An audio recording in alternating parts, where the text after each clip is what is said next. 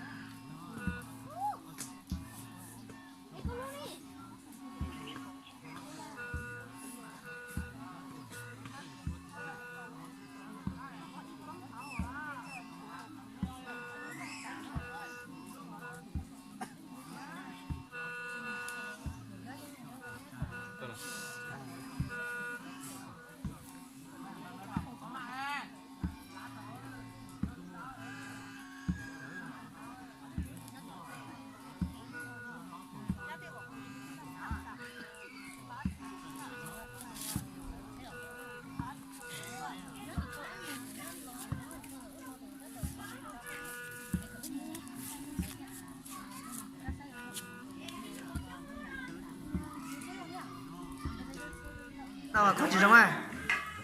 哟，你剁掉就好难咯。哦，น้องๆไหนกับพวกแกเนี่ยจริงๆเนี่ย nó để có thua. จริงฮะก็ตัวหนัก Rồi. Là các bộ thiếu chưa sư phụ.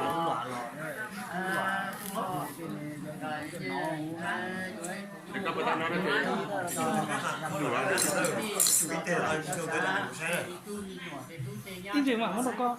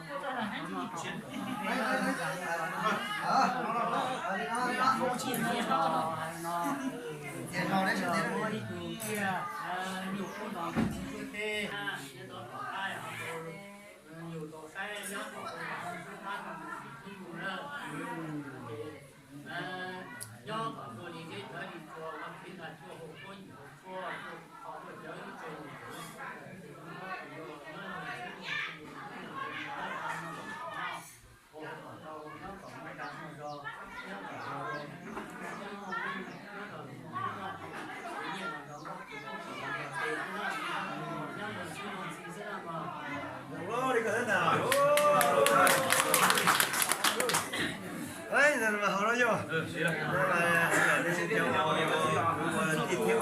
lúc nào dân này nhặt sẽ là tôi không tôi chua tôi cầu đi đâu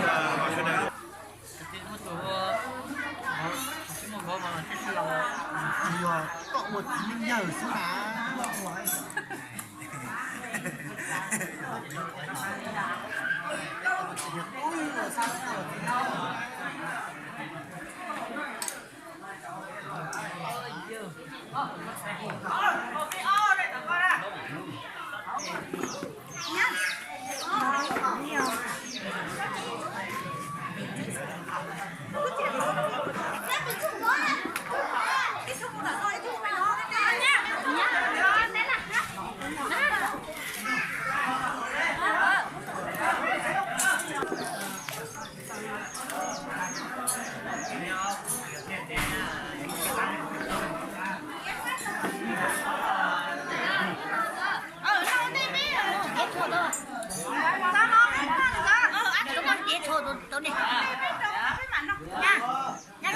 cho nên rất chi là tôi chụp xóa này nè cho nên rất chi cho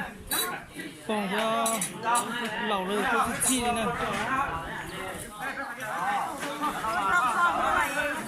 biết chạy nó nhẹ xuôi là đi chúng mà mua gan lọt không không ra